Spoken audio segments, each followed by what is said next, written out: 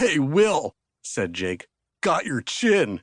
He snatched at my face, pinching his thumb between the knuckles of his pointer and middle fingers. His big, dumb friend Spencer guffawed. "Whoa, whoa, whoa," and the two of them walked off together, leaving me with my PB&J sandwich. Got your chin? What did that even mean? I had no one to ask. I always sat alone at lunch. At the opposite side of the table, some fourth graders were building a catapult out of drinking straws. I forgot all about Jake's little taunt until a few weeks later, when I was sitting at my desk waiting for fifth grade social studies to start. He walked into class, hands cupped like he'd caught a grasshopper. "I found it," he announced, peeking between his hands. "Will's missing chin." A bunch of other kids laughed, and I could feel my face burn with shame, but at what? What was so funny about my chin? As soon as the tardy bell rang, I grabbed a hall pass and went to an empty restroom to look at my reflection. It was my usual face. Glasses, big front teeth, chubby cheeks. My chin seemed very uninteresting. That night, everything became clear. I was brushing my teeth when Mom's makeup mirror caught my eye. I grabbed it and peered at my reflection. It magnified everything. My nostrils and nose were monstrous. My eyes were large and looming. Then I held the mirror out to the side. From this new angle, I could see myself the way others did. I'd seen my face in the mirror 1,000,000 times, but I'd never noticed. I knew it hadn't grown that way overnight. Now I know that bad things can happen a little at a time. That Saturday night, I was holding the makeup mirror to my face. I've been checking it at least twice a day. If my chin had shrunk, maybe it could grow back. "What are you doing with my mirror?" Mom's voice startled me. She was standing behind me in her old nightgown. I slammed the mirror down on the counter so hard, I nearly broke it. "Will, what were you looking at?" "Nothing," I said. I pushed past her into the hallway, but she followed me. "Stop," she said. I turned and glared at her. "What were you doing?" "Looking at my face," I said quietly. "Why? What's wrong with it?" she asked, coming closer. "Something's wrong with my chin," I said.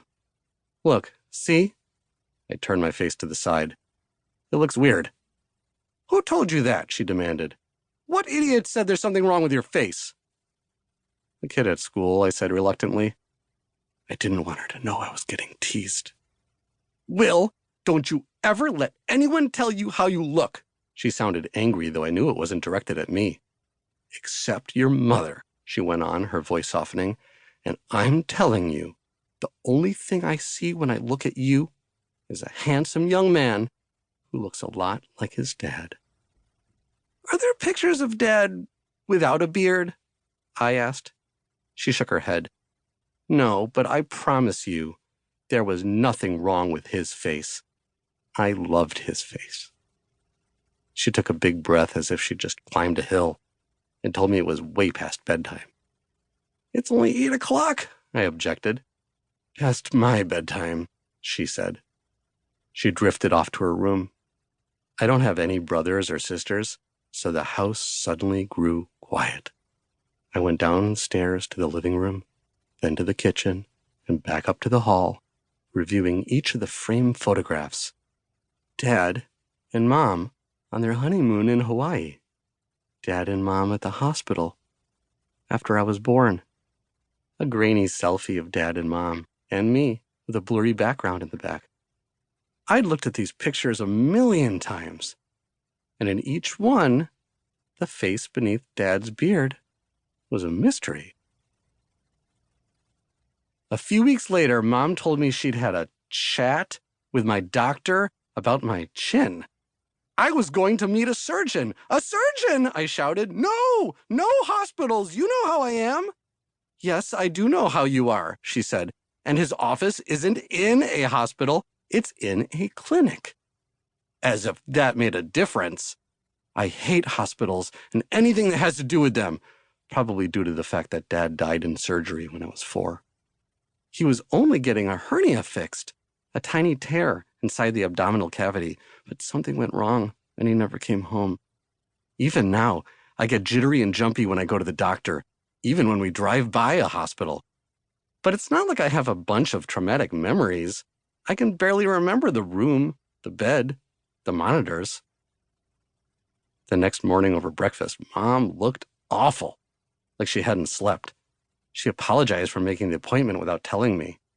"I do think your face looks absolutely fine," she added. "Let's have a doctor tell us that too." But that's not what happened.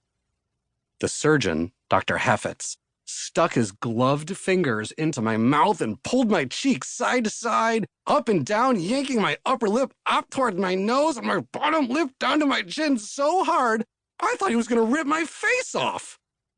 After a few minutes, he pulled off his gloves and turned to Mom and me. "There's quite a gap between the mandible and maxilla," remarked Dr. Heffetz. "That's the lower and upper jaw bones. I don't know what your father looks like, but maybe you take after him." "He does look a bit like his father," Mom said firmly and decisively, steering us around a heavy topic. "And his father looks perfectly fine." I appreciated that Mom wasn't revealing any more than necessary about Dad. "Maxillofacial conditions like this can go in all sorts of directions," Dr. Heffetz explained, balling up his gloves and throwing them into the trash. "They can be minor and purely cosmetic, or they can develop into more serious conditions. They can make it hard to eat, hard to speak. Sometimes they contribute to sleep apnea." "What's that?" I asked quickly. "Oh, like snoring," Mom interjected. "Your father's snoring could wake the dead."